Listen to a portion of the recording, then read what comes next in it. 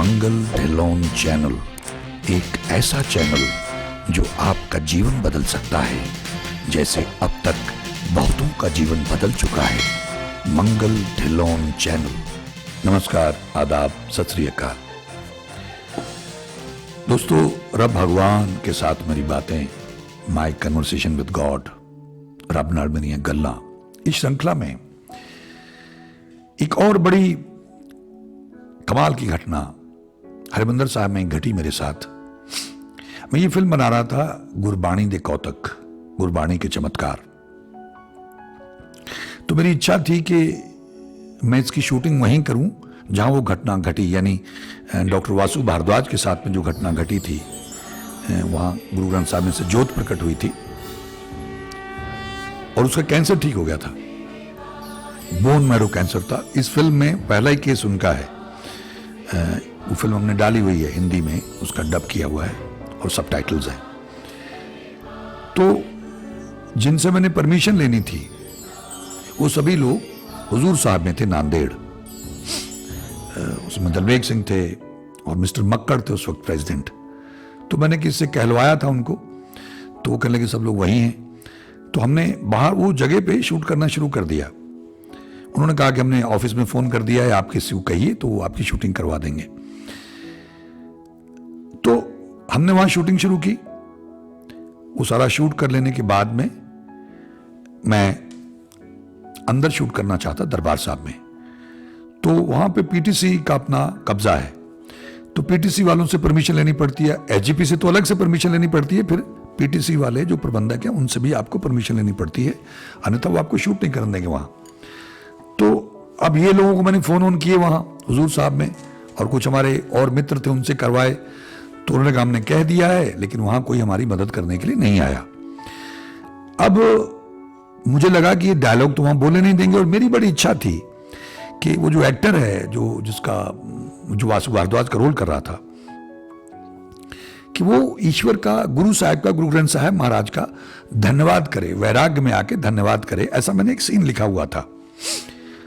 तो मुझे लगा अंदर तो ये शूट करने नहीं देंगे, और वैसे भी वहां मर्यादा है, तो संगत बहुत आती रहती है, तो सिर्फ वहां पाठ होता है या कीर्तन होता है।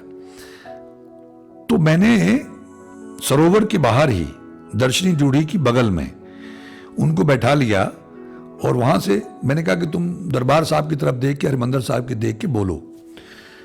अब वो लोग आ गए मेरे पास शूटिंग रुकवाने के लिए। मुझसे कहने लगे कि आपके पास परमिशन है? तो मैंने कहा यार वो वहां पे कहा हुआ है इंफॉर्मेशन ऑफिस में एक सज्जन को। तो कहने लगे आप उनसे पूछ लें। हमको तो उन्होंने कहा, वो तो घर चले गए और उन्होंने कहा है हमसे कि इनको शूटिंग मत करने देना, इनके पास परमिशन नहीं है। मैंने कहा कमाल का आदमी, उसको वहां से हमने फोन करवाया था। अच्छा, वो एक आदमी है इंफॉर्मेशन ऑफिस में ऐसा, वो कोई भी अच्छा काम हो रहा तो उसको रुकवाएगा, होने नहीं देगा। नेगेटिव आदमी है पूरी तरह से। तो अब वो जो भाले वाले लोग वहां खड़े होते हैं ड्यूटी पे, वो आके खड़ा हो गया वहां हमारे पास। तो उसने कहा जी आपको शूटिंग बंद करनी होगी, हम आपकी बड़ी इज्जत करते हैं, ढिल्लों साहब हमको मालूम है बहुत सेवा, लेकिन मेरी नौकरी का सवाल है, मैं गरीब आदमी हूं। उसने कह दिया था कि शूटिंग बंद कराओ, तो अब शूटिंग हमको बंद करानी होगी। तो मैंने कहा ये थोड़ा सा ले लेने दो, अगर तुमको कहता है कोई बात नहीं, मैं जैसे भी होगा तुम्हारी मदद करूंगा यार, प्लीज।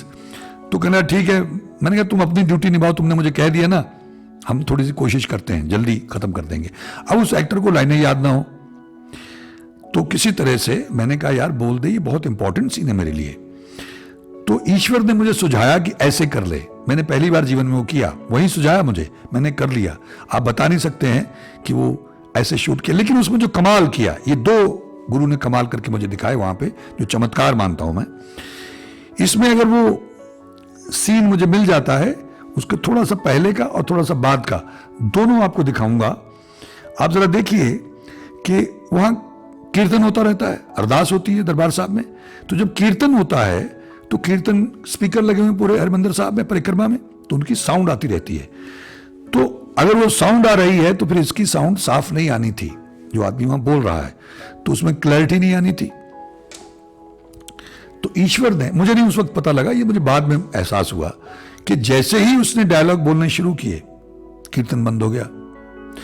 जब तक मैं उसका शूट करता रहा तब तक कीर्तन नहीं शुरू हुआ। जैसे ही मैंने उसका शूट खत्म कर दिया उसने लास्ट में अपना धन्यवाद जो गुरु का करना था, माथा टेकता है, नाक रगड़ता है, कीर्तन शुरू हो गया। वाहेगुरु ने आप पर कृपा कर दी। मैं मान गया हूं कि वाहेगुरु है, ईश्वर है। ये एक प्रमाण था कि गुरु मेरे साथ है, गुरु मेरी शूटिंग करवा रहे हैं। लेकिन जो सबसे बड़ी घटना जो गुरु ने चमत्कार करके मुझे दिखाया, चलो मैंने वहां धन्यवाद किया तो मैं टीम को लेकर अंदर जाने लगा, तो दर्शनी ड्यूटी में ही मुझे रोक दिया गया कि आप कैमरा वगैरह, ये टीम अंदर लाइटें वाइटें लेके नहीं जा सकते, परमिशन नहीं है। नॉर्मली मैं एग्रेसिव आदमी हूं, मैंने वहां बहुत शूटिंग की है और तकरीबन ये सारे एचजीपीसी के लोग और पॉलिटिशियंस जो उसको कंट्रोल करते हैं वो मुझे जानते थे, तो एक कॉन्फिडेंस भी था कि मैं सेवा करता हूं। तो वो जो भाले वाला आदमी था उसने मुझे रोक लिया। नॉर्मली मैं बिगड़ जाता था, लेकिन उस दिन ईश्वर ने पता नहीं क्या मुझे सद्बुद्धि दी कि मैंने उसके कंधे पे हाथ रखा और मैंने कहा मेरे भाई तू डर मत, मैं कुछ भी ऐसा काम नहीं करूंगा जिससे तेरी नौकरी को खतरा हो। तो उसने कहा देख लीजिएगा ढिल्लों साहब, मेरे बच्चे छोटे छोटे हैं वरना ही मुझे निकाल देंगे परमिशन के बिना। वहां वैसे ही अलाउड नहीं, आप कैमरा नहीं ले जा सकते अंदर। तो मैंने चिंता मत करो, ऐसे कि मैं चला गया। मैंने वहां नीचे जाके जहां माथा टेकते हैं शुरू में, जब अंदर दाखिल होते हैं आप हरिमंदिर साहब में, तो मैंने वहां जाके माथा टेका। और ये हमारे पंजाबी लोग समझ सकते हैं इसका मतलब, लेकिन मैं हिंदी में बताने की कोशिश करूंगा कि मैंने पंजाबी में गुरु साहब से कहा कि गुरु साहब मैं बहुत बुरा फंस गया हूं और आप भी फिर से मसंदों के चक्कर में फंसे हुए हैं। तुसी फिर मैंने पंजाबी कहा तो इस तरह फिर मसंदा ने डिक्के चढ़े बैठे हो गुरु साहब, ऐसा मैंने पंजाबी में कहा माथा टेकते हुए।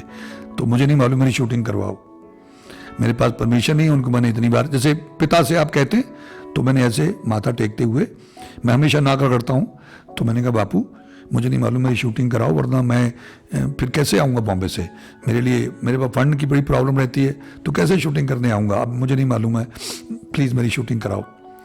तो ऐसे कह के वहाँ से मैं निकला बाहर और टीम मेरी साथ में। तो हम लोग पीछे से, वो जो हर की पौड़ी है उसके ऊपर सीढ़ियाँ जाती हैं, हम वहाँ चढ़ गए। तो वहाँ जाके माथा टेका और साइड में खड़े हो गए हम लोग। तो साथ में मेरी टीम खड़ी, तो हमको खड़े हुए 2-3 मिनट हम खड़े रहे वहाँ। अच्छा, जैसे ही मैं वहाँ पहुँचा तो वहाँ एक आदमी बैठा हुआ था, जहाँ एक साइड में जोत है। ये जब मैं आपको शॉट दिखाऊंगा वो जो शूट किया तो आपको जोत नजर आएगी, बड़ी जोत है साइड में, वो हमेशा जलती रहती है, घी की जोत है। तो वहाँ एक आदमी बैठा हुआ, तो जैसे मैं पहुंचा उसने मुझे कहा वाहिगुरु जी का खालसा वाहिगुरु जी की फतेह, बड़ा खुश होके। तो मुझे लगा ये मुझे पहचानता होगा, यहाँ मैंने बहुत शूटिंग की है, या तो ये मुझे पहचानता होगा या इसने मेरी फिल्म में सीरियल वगैरह देखे होंगे, तो इसलिए मुझे ऐसे फतेह बुला रहा है। तो हमने वहाँ माथा टेका, हम साइड में खड़े हो गए, वो दूसरी तरफ सीढ़ियाँ उतरती उस तरफ हम थोड़ा खड़े हो गए। तो 3-1 मिनट के बाद में मेरी टीम के लोगों ने मुझसे पूछा कि सर क्या करना है, चलें? तो मैंने 1 मिनट ठहरो यार, गुरु साहब इशारा करेंगे। तो उन्होंने एक दूसरे को देखा कि बड़ा अजीब आदमी है कि इसको गुरु साहब इशारा करेंगे अभी यहाँ। तो मैं समझ गया कि वो लोग मुझे समझ रहे हैं कि भाई या तो ये बैलेंस खो दिया इसने, मतलब कैसी बेतुकी बात कर रहा है कि गुरु साहब इसको इशारा करेंगे। तो मैं खड़ा रहा। अब 1 मिनट के बाद ही वो जो आदमी जिसने मुझे फतेह बुलाई थी, जैसे मैं पहुंचा था वहां, ग्रीट किया था मुझे, उसने गुरु ग्रंथ साहब के सामने से एक फूल उठाया और फूल उठा के मुझे ऐसे दिखाया मुस्कुराते हुए। तो मैंने देखा ये मुझे ही दे रहा है, ऐसा कभी नहीं हुआ था वहां। मैंने बहुत शूटिंग की, 10-10 दिन लगातार शूटिंग की है, लेकिन ऐसा कभी नहीं हुआ था और मैं उसको जानता भी नहीं था कौन था। तो मैं गया कि मुझे ही इशारा कर रहा है वो मुस्कुराते हुए, तो मैंने उससे वो फूल लिया और जैसे मैंने फूल लिया, वो बैठा हुआ था वो जोत के पास, तो जोत से थोड़ा आगे आया, फूल उठाया मुझे दिया। तो जैसे मैंने उससे वो फूल लिया तो मेरे कान में जैसे किसी ने विस्पर किया हो, फुसफुसाया हो कि तेरी अपनी दुनिया के हिसाब से इसका मतलब समझता है ना तू कि मैं तुझे बहुत प्यार करता हूं।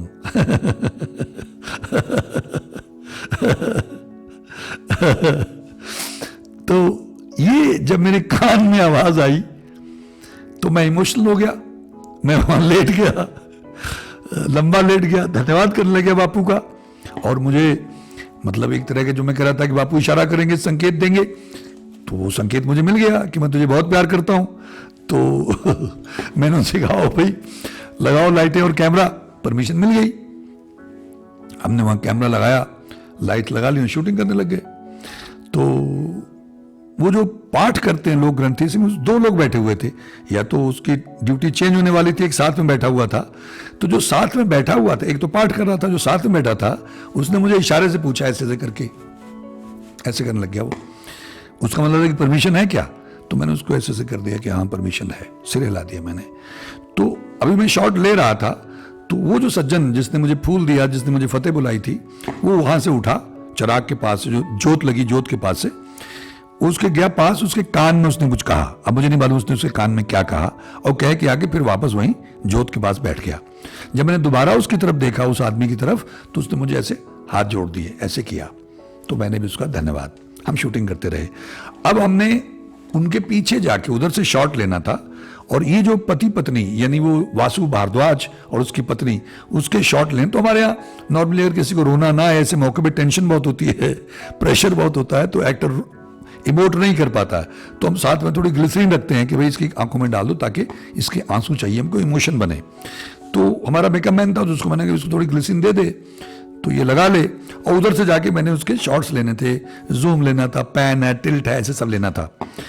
तो मैं वो शॉट उसके पीछे, ग्रंथि के पीछे से जाके शॉट लेने लग गया। तो इतने में हमारे दरबार साहब का जो मैनेजर था, उसको पता लग गया कि ऊपर शूटिंग हो रही। किसने बता दिया होगा, या उसने लाइट वगैरह देखी। तो आप हैरान होंगे, अब वो जायज भी था अपनी जगह, जैसे हेड कट चिकन हो, मतलब मुर्गी की आप गर्दन काट दें तो कैसे फड़फड़ाएगी, वो ऐसे आके करने लग गया। मतलब वो खड़ा हुआ, जोर जोर से अपने हाथ हिला रहा है, ऐसे ऐसे ऐसे कर रहा मुझे। तो मैंने उसको फिर ऐसे ऐसे कर दिया। मतलब वो पूछ रहा था कि परमिशन कहाँ है, तुम्हारे पास परमिशन? तो मैं उसको ऐसे कर दिया, हाँ है। बोला नहीं कुछ। इतने में वो आदमी फिर उठा जिसने मुझे फूल दिया था, वहां से वो उठा और उसके जाके उसने कान में फिर कुछ फुसफुसाया। वो क्या कहा मुझे नहीं मालूम। तो उसके बाद फिर वहीं आके बैठ गया वो। और जब मैंने दोबारा उसकी तरफ देखा, तो उसने मुझे ऐसे ऐसे कर दिया, उस आदमी ने। अब हमने अपनी शूटिंग कर ली। शूटिंग करने के बाद में उसके शॉट्स लिए, मैं वो शब्द पे हमने डाला हुआ है। तो उस फिल्म में मेरे हिसाब से वो बेस्ट शॉट्स हैं, जिसमें वो पति पत्नी बैठे हाथ जोड़े हुए और वासु भारद्वाज रो रहे हैं, धन्यवाद के तौर पे इमोशनल होने कि उनका कैंसर ठीक किया। गुरबाणी से गुरु ग्रंथ साहब ने जोत प्रकट करके उसका लास्ट स्टेज का बोन मैरो कैंसर ठीक किया था 48 घंटे में, जबकि डॉक्टर ने जवाब दे दिया था। और वो नास्तिक आदमी था और उसको पंजाबी भी समझ में नहीं आती। तभी मैं कहता हूं सुनना है, सुनते ही रहना है। उसने सिर्फ सुना, ध्यान से सुना। 48 घंटे में उसका कैंसर ठीक हुआ था, बोन मैरो कैंसर। तो जब हमने शूटिंग खत्म कर ली, तो मैं अपना कैमरा और हमने उठाया वहां से। तो मैंने उस आदमी से, मैनेजर से कहा कि हाँ जी दसो बताइए। तो उसने कहा तन भाग है, तन भाग है, धन भाग है, ये कहा। चलिए, मैंने माथा टेका, गुरु को धन्यवाद किया और वहां से मैं चला आया, नीचे आया। फिर लेट के धन्यवाद किया गुरु का कि मेरी शूटिंग करा दी बिना परमिशन के। आप तो हाजिर नाजिर हो बापू, हर बात का जवाब देते हो, मदद करते हो।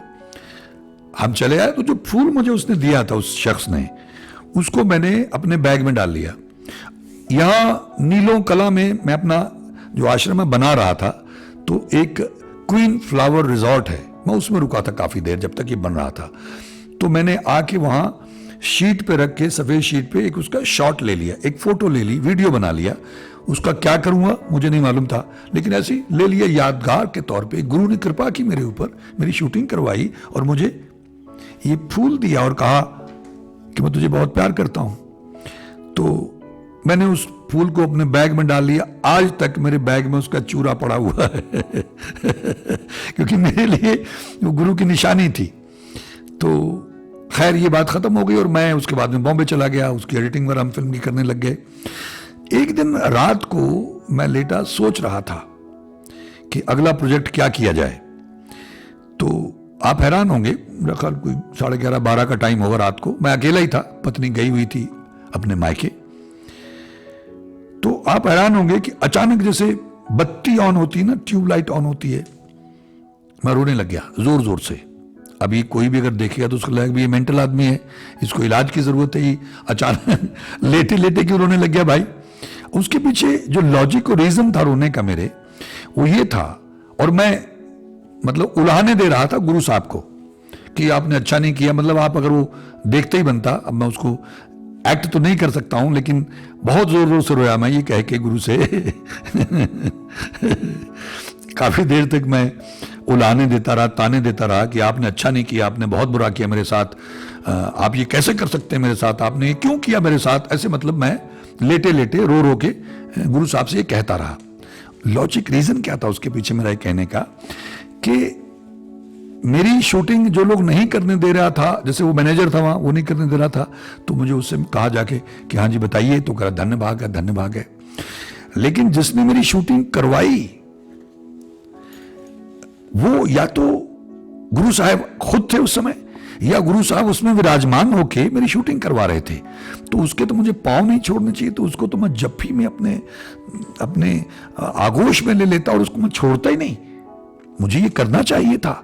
लेकिन बापू 8-9 महीने बाद मुझे आपने ये बात याद दिलाई है कि अरे असली बात तो वो थी, असली आदमी तो वही था जिसको मुझे पकड़ना था, और आपने ये बात मेरे दिमाग से इरेज कर दी। यानी वो जो आदमी था वही तो, या तो उसमें गुरु था, या फिर वो गुरु स्वयं थे, या गुरु उसमें घट रहा था, वो आपने मुझे भुला ही दिया। ये सोच सोच के काफी देर तक मैं बड़ा भाव विवल होके रोता रहा। फिर मैं सोचने लग गया कि अब किया क्या जाए, कैसे पता किया जाए कि वो आदमी कौन था। अब सोचते सोचते मुझे लगा कि उस आदमी की सभी लोग बात मानते थे, जिसको भी जो कहता था उसकी बात मानते थे, इसका मतलब बहुत इंपॉर्टेंट आदमी था कोई।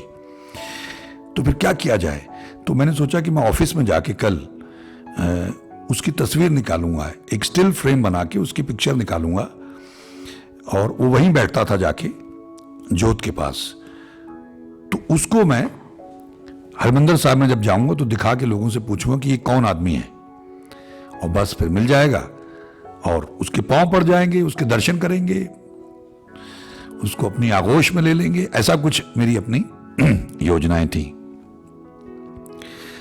तो मैं ऑफिस गया बड़ा एक्साइटेड, और मैंने वो शॉर्ट्स निकाले, रॉ स्टॉक हमारा था वो ढूंढा, लेकिन आप लोग हैरान होंगे, मैंने बहुत ढूंढा कि वो यहाँ बैठता था, यहाँ से कैमरा ऐसे पैन करके जाता था, यहाँ वो हस्बैंड वाइफ को मैंने बैठाया था जो डॉक्टर वासु भारद्वाज उनकी पत्नी बनाया था, एक्ट्रेस बैठे थे वो, लेकिन आप हैरान होंगे कि वो जगह खाली थी, वहां कोई मिला ही नहीं। तो मैं इतना ज्यादा निराश हो गया कि अब मैं किसकी फोटो ले जाके किसको दिखाऊं।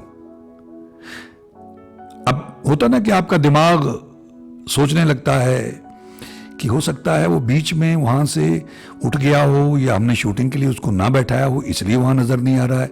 लेकिन हर बार तो वहीं से उठ के जाता था वो, हर बार तो जब उसने मुझे फूल दिया वहीं बैठा था, जब फतेह बुलाए तब भी वहीं बैठा था, जब उसने इस ग्रंथी सिंह को जाके कहा तब भी वहीं से उठ के गया था, और जब उस मैनेजर को कहा तब भी वहीं बैठा था। यानी वो कहता था और आगे वहीं बैठ जाता था। तो फिर वहां वो दिखाई क्यों नहीं दे रहा है, शॉट में क्यों नहीं दिखाई दे रहा है। अब ये क्या था, चमत्कार था, ये गुरु जानते हैं। वो स्वयं आए वो खुद आए, मेरी प्रार्थना सुन के, मेरी भाव विवलता देख के, और उन्होंने खुद शूटिंग करवाई। या फिर वो कोई आदमी था जिसके अंदर वो खुद घटे, उसको प्रेरित करके, मोटिवेट करके उससे मेरी शूटिंग करवाई। लेकिन अगर वो आदमी था तो फिर वो उसको वहां नजर आना चाहिए था। वो जब कैमरा में पैन करता हूं तो उसमें मुझे दिखाई देना चाहिए था। वो ये रहस्य मैं नहीं समझ सका।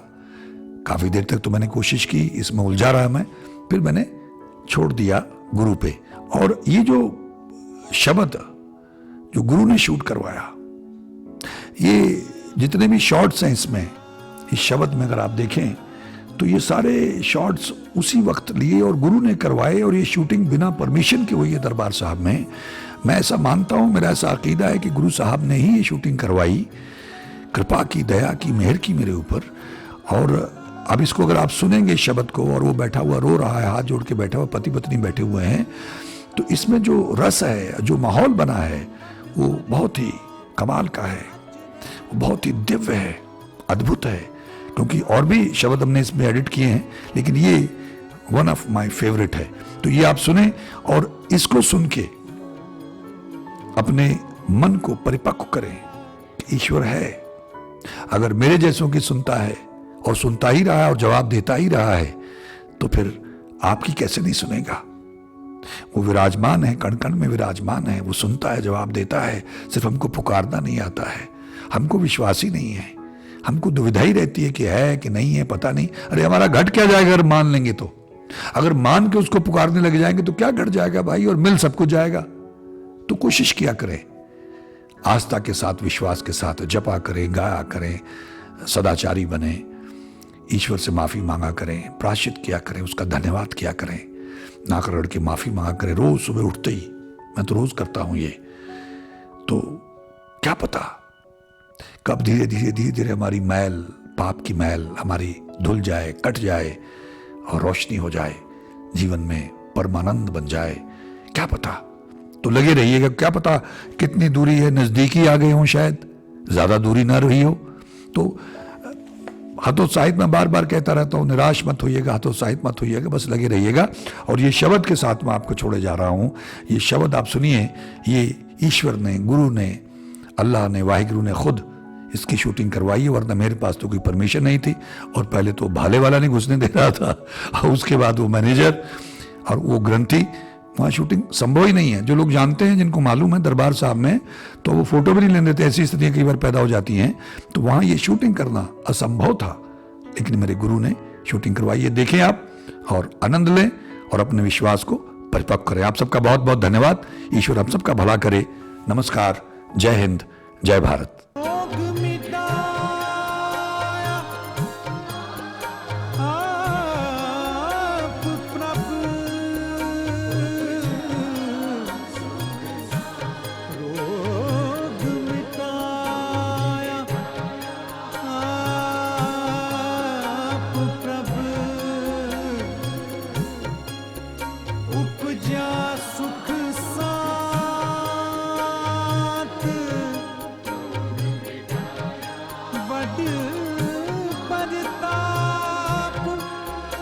अचरज रूप बड़ परताप, अचरज रूप हर की निदात, रोग मिटाया। मंगल ढिल्लोन चैनल एक ऐसा चैनल जो आपका जीवन बदल सकता है, जैसे अब तक बहुतों का जीवन बदल चुका है। मंगल ढिल्लोन चैनल।